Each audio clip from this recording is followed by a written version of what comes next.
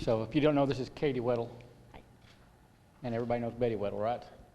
So I'm the third one. So I'm going to try this and hope not break up and all that good things like that there. So Katie, being my favorite daughter, you've always been a blessing to your mom and me. From the day we were born and forever. We weren't quite sure how to raise a girl. Boys, we had a pretty good idea. But girls are different. From day one, we were your biggest fans. And you had me wrapped in your little finger from day one, so as most dads will attest. We will move heaven and earth for you. So, we don't handle well you're getting your feelings hurt by someone or something who slighted you. To see you cry for any reason crushes us. We had to let you grow up to be who God made you to be.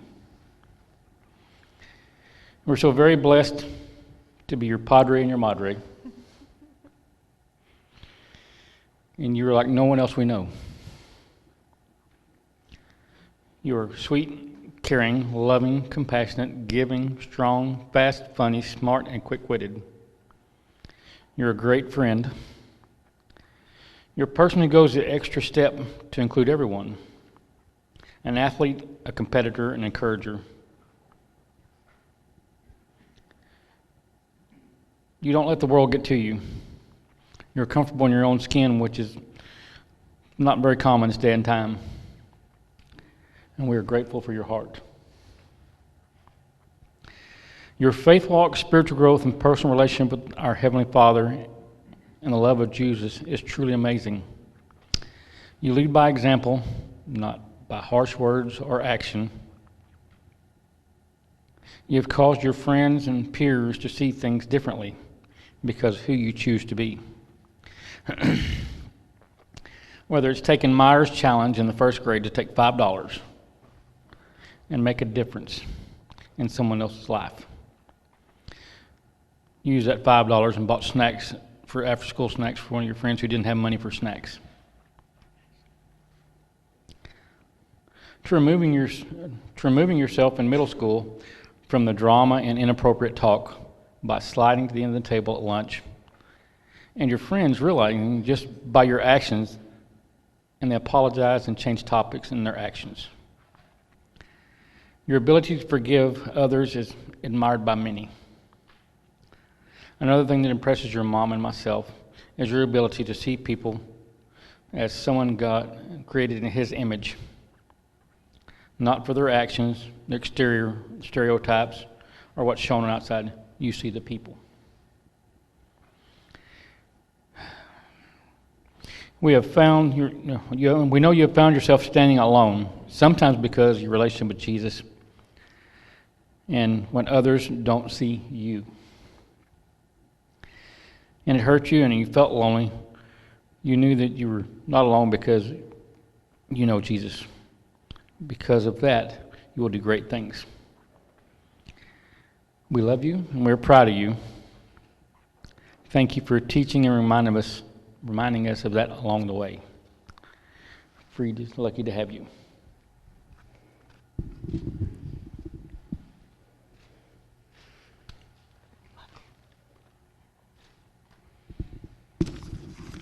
I feel like it would be a missed opportunity if I didn't take the chance to thank people who influenced Katie along the way. With her spiritual journey, we had opportunities to do that with academic success and athletic success. But her spiritual journey is far more important than those things. Dang it. But I would have to start at Avenue T, where she got her start with the McBrides, Franklin and Barbara Ball, the Vickeries, Doug and Sarah Martin, and Lloyd Hall. Those were her people at Avenue T. They loved her and still do. We knew the Stearns before we got to Western Hills.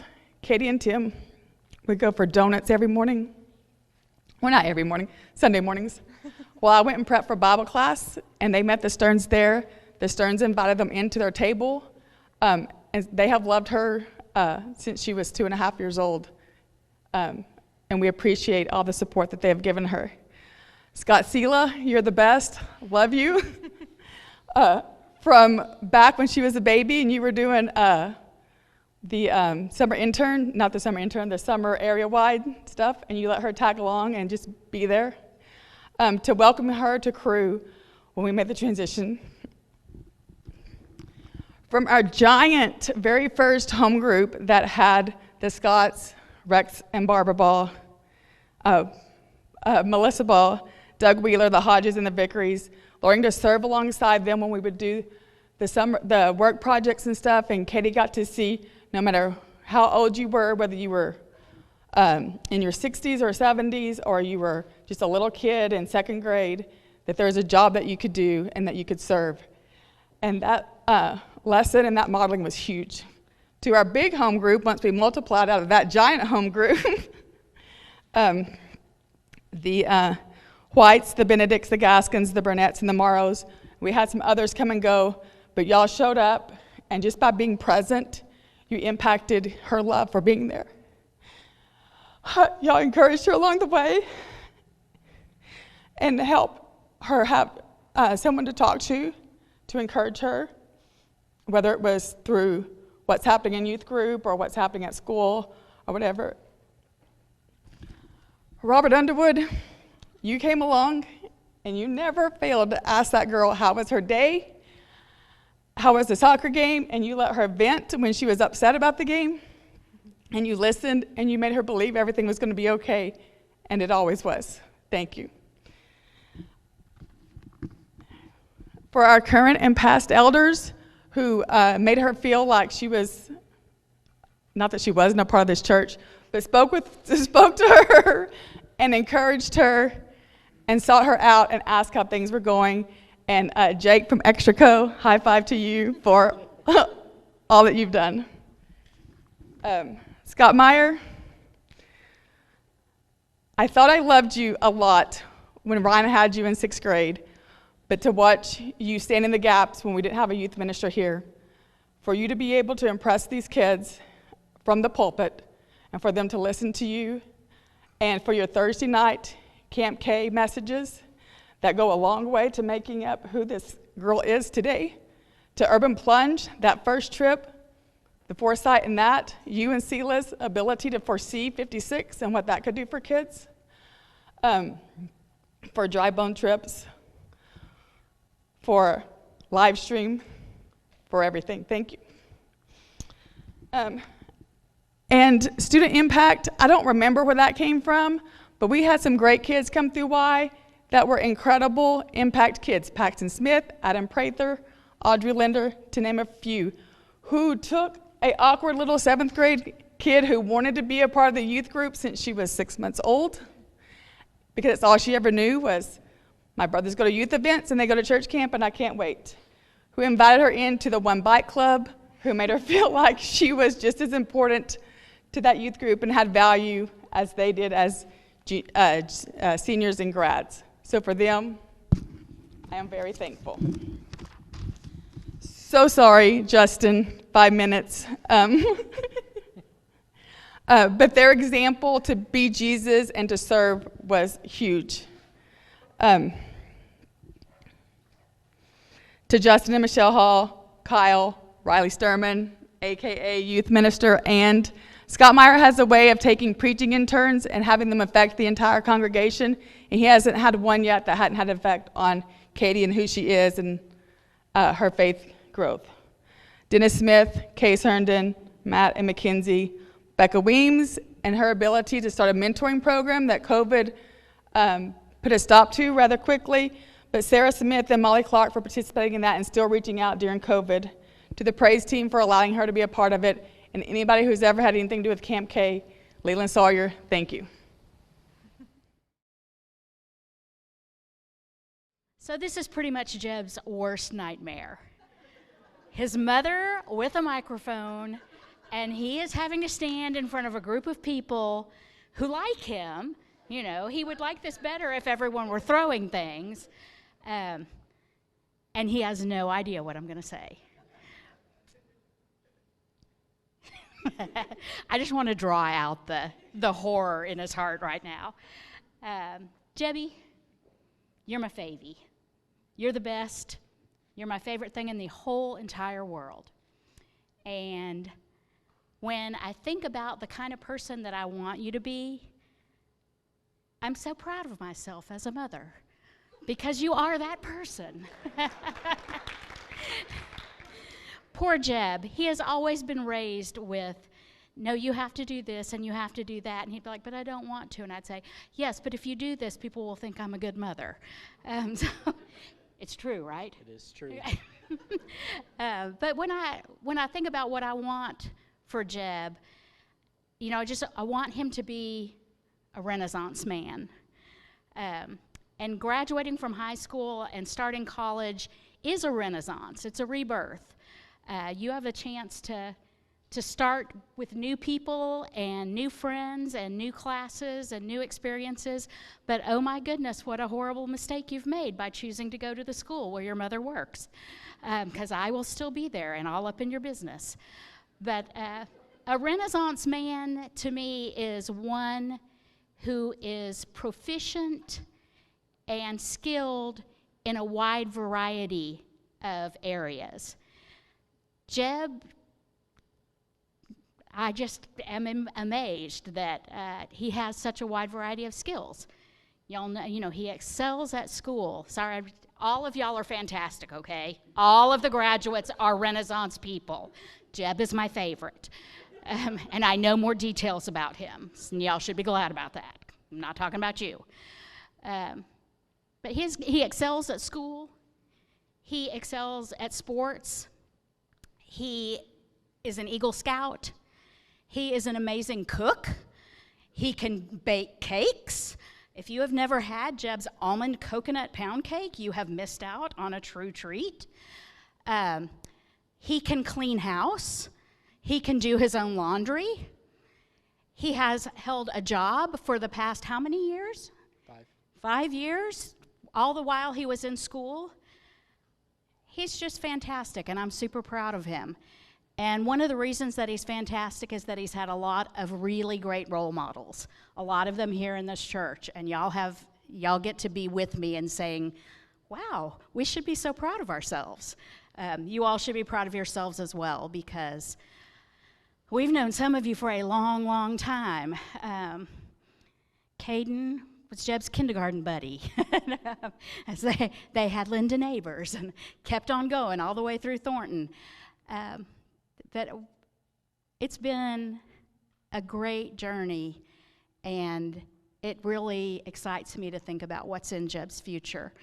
I have always begged him not to go into education because you will never make any money. And I would like to retire someday because, again, it's all about me.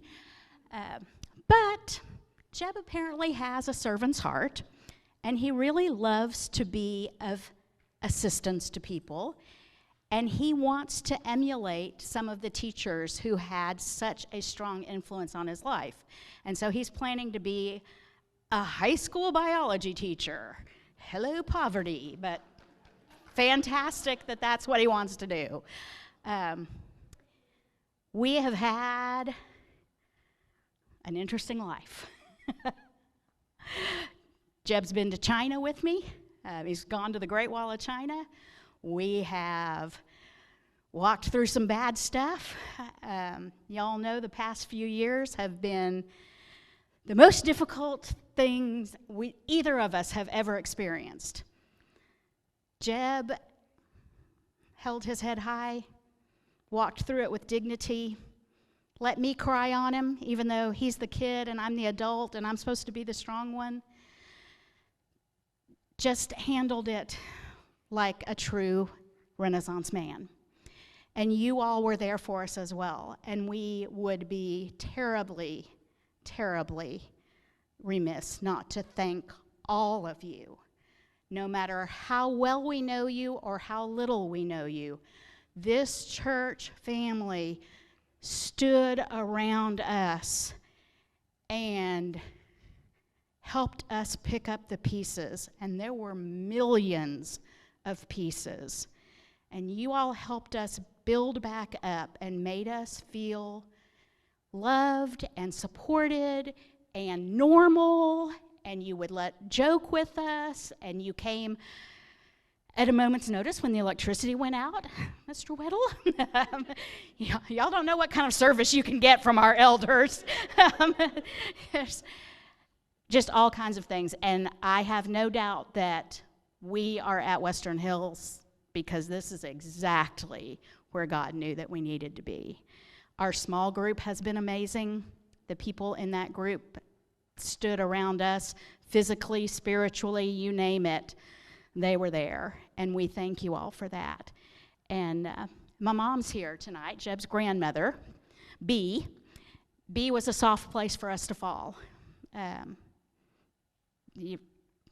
Family, whether it be church family, blood family, friend family, whatever, doesn't get any better than that. And I thank you all for being part of our family and letting us be part of yours. Jeb, any words? Thank you.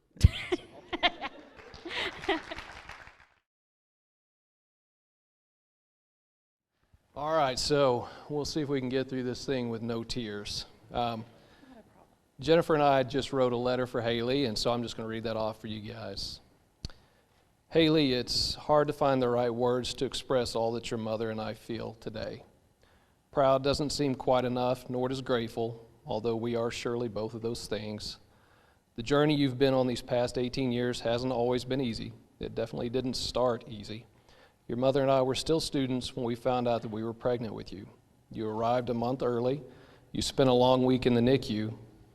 Your first year of life was marked by multiple health problems and doctor's appointments, but none of that could take away the pure joy that you brought into our lives. You were the easiest, sweetest baby ever, and you filled every room with happiness. And with each passing year, we saw a little more of your personality emerge.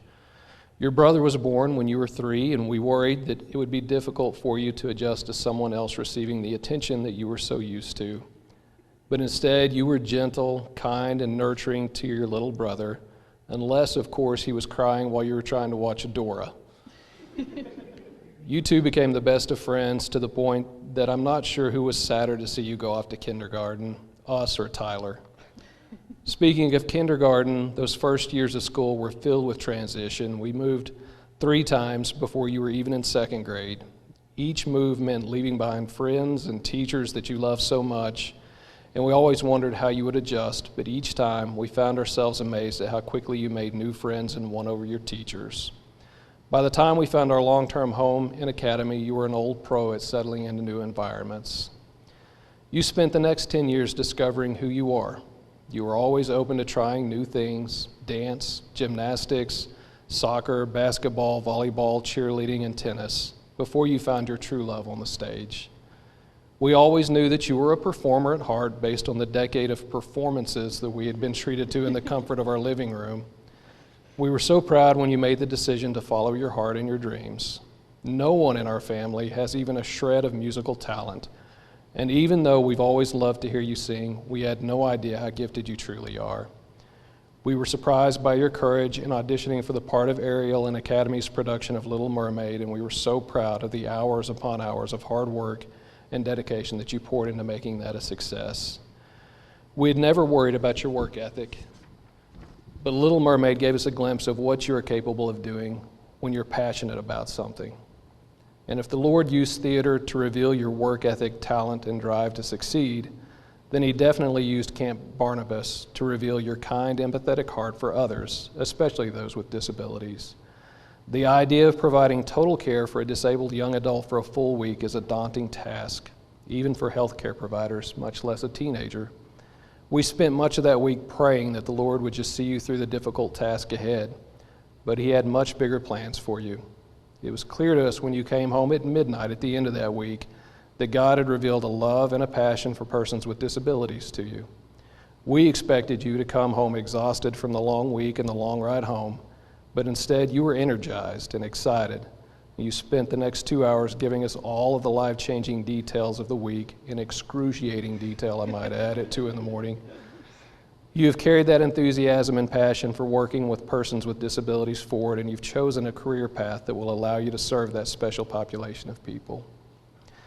HAYLEE, we don't have enough time or enough words to tell you how much we love you and how much you mean to us. It's been the joy of our lives to be your parents. In many ways, we've taken for granted the Christian young lady that you are. We've never had to question your character or your integrity, and there's no price tag that we could ever place on that. You've exceeded our biggest hopes and dreams. If we could have placed a personal order or written an exact recipe for the perfect child, you could not possibly have been any better than the person you are. No one's perfect, of course, but the wonderful part is that you strive to achieve your personal best in all that you do, and by doing so, you challenge all of us to become better as well. You continue to constantly challenge yourself, all with grace and humor. As you set out on the next chapter of your life, know that we'll be praying for you every day. We'll always be there when you need us. We love you, Deedle. Do you want to say anything? Do you want to say something?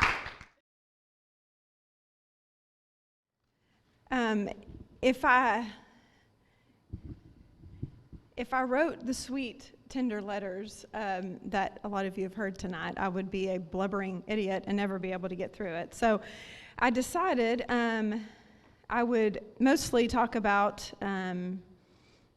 just my passion for living and what I hope for Ryan, for everybody, for myself. So, and with this 5-minute thing, I'm so glad I wrote it down. Ryan, I'm so very proud of you, and know the life ahead for you will be filled with your greatest accomplishments, unlike you already know. You hear me often say that the foundation has been laid, and now it's time to trust in that foundation.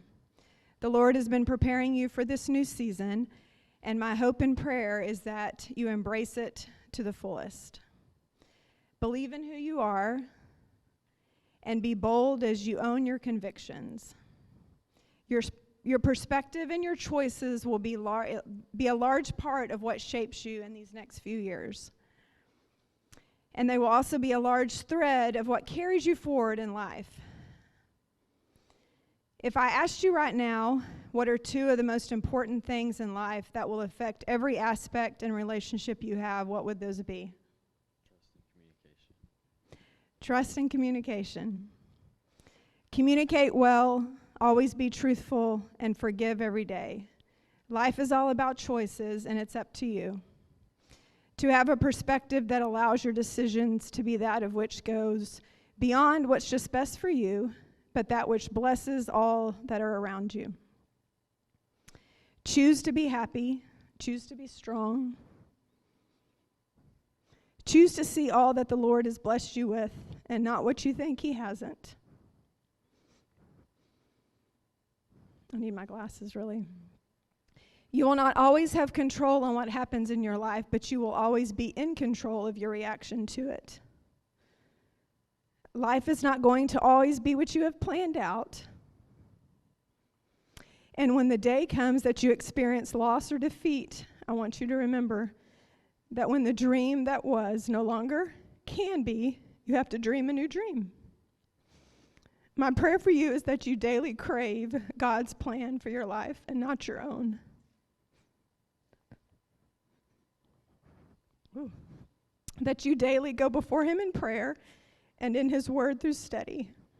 Proverbs 19, 20, and 21 says, listen to advice and accept instruction. In the end, you will be wise. Many are the plans in a man's heart, but it is the Lord's purpose that prevails. I want to end with a few scriptures that are important to me, to us, and they speak far better than I can. Psalms 37:4 says, delight yourself in the Lord, and He shall give you the desires of your heart. Psalms 46:1-3 says, God is our place of safety. He gives us strength. He is always there to help us in times of trouble. The earth may fall apart. The mountains may fall into the middle of the sea, but we will not be afraid. The waters of the sea may roar and foam. The mountains may shake when the waters rise, but we will not be afraid. Philippians 4:1 one of our favorites. I'm so sorry, this is really tiny. Do not be anxious about anything, but in everything by prayer and petition with thanksgiving, present your requests to God. And the peace of God, which surpasses all understanding, will guard your hearts and minds in Christ Jesus. And then finally, several years ago, Patty Thomas, sweet Patty, painted a verse in our home. And it's what we've lived by. And it's Jeremiah 29:11. For I know the plans I have for you, declares the Lord.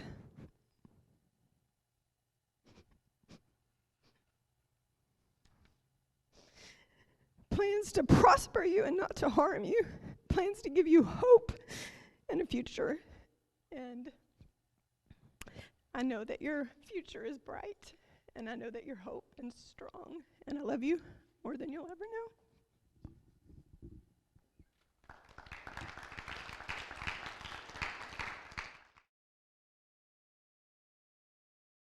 As I was thinking about this, I think I've probably, it's not an exaggeration to say I've prepared somewhere easily north of over 1,000 messages. Sermons, Bible classes, Camp K talks, weddings and funerals, devos, and many, weddings and funerals of people connected in this room. And I'll have to be honest, in all that time, there's only twice that I've stared at a computer screen totally blank on what to say. And the very first time that I looked and looked and looked was my mom's funeral. And the second time was prepping for tonight. Caden, you've had a unique challenge, and you've had one that I haven't experienced because my dad wasn't a preacher. So I got no idea what it's like to be a preacher's kid. But you and Cutter and Cooper have experienced that. Not only have you experienced that, but you got a preacher dad and a teacher mom. And there's, I'm sure, a special place in heaven for those that suffer on earth with that as a reality. Your mom and I wrote a letter, and I'm just going to share that with you. And this is our hope and our challenge and our blessing. Because as I stared at the computer screen trying to figure out what to say, I realized there is no way in the world to sum up all that I want to say. There's no way in the world to sum up all the things that I felt like I should have said. And the lessons that I felt like I should have taught you as we literally blinked and came to this day. And what I love about all the graduates here is that you've been with all of them for so long. And there's a history and a legacy there. So Caden, you're the one that made us parents. And there's a special challenge to being the first because we had no idea what we were doing.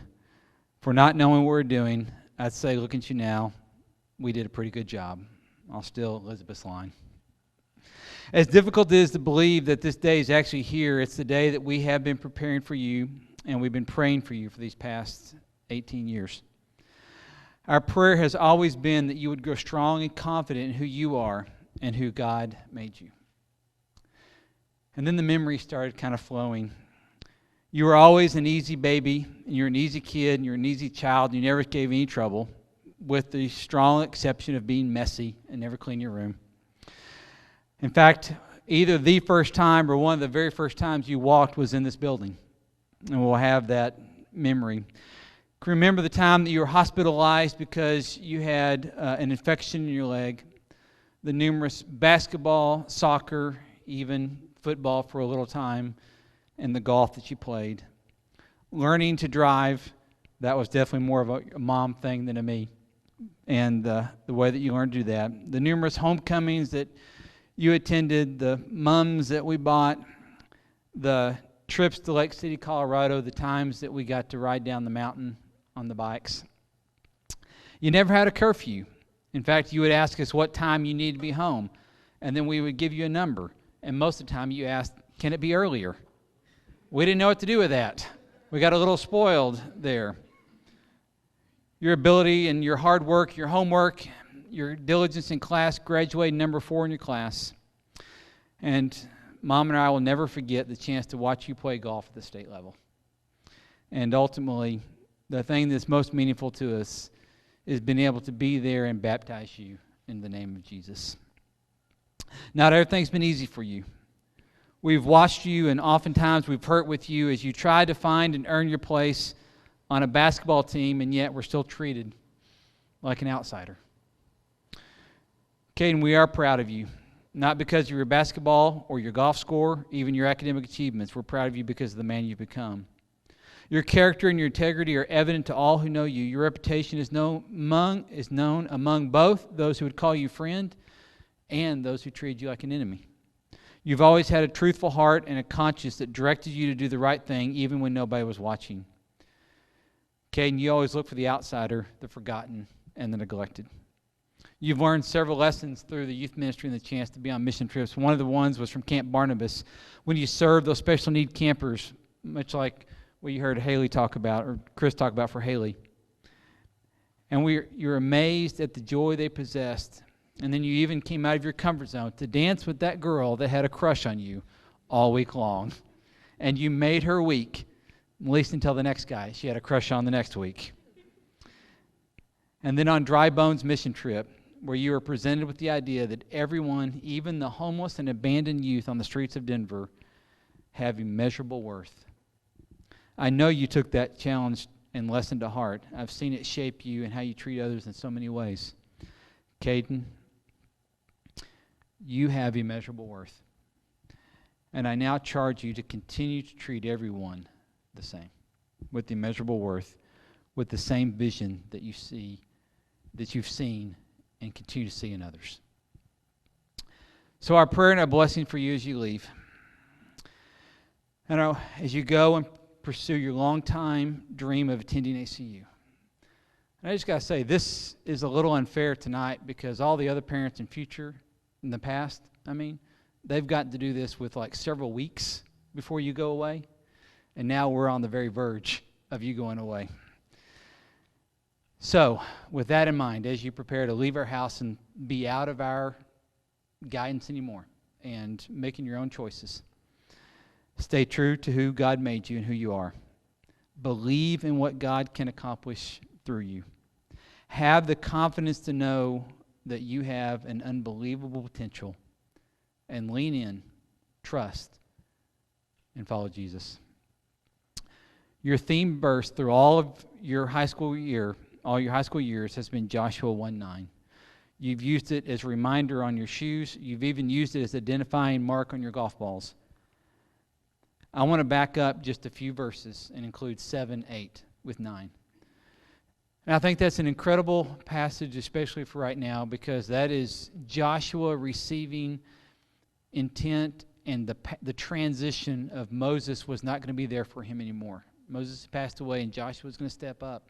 And he was going to take the leadership, and he was going to take the responsibilities. Now you're going to take the responsibility for your life, as these other graduates are too. It says this: be strong and very courageous. Be careful to obey all the law my servant Moses gave you. Do not turn from it to the right or to the left, that you may be successful wherever you go. Keep this book of the law always on your lips. Meditate it on day and night, so that you may be careful to do everything written in it. Then you will be prosperous and successful. Have I not commanded you? This is your verse. Be strong and courageous. Do not be afraid. Do not be discouraged, for the Lord your God will go with you wherever you go.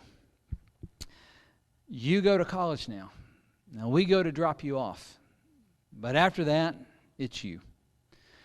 And so, we're physically not there anymore, but God is. Be strong and be courageous. Your mom and I, we love you very much.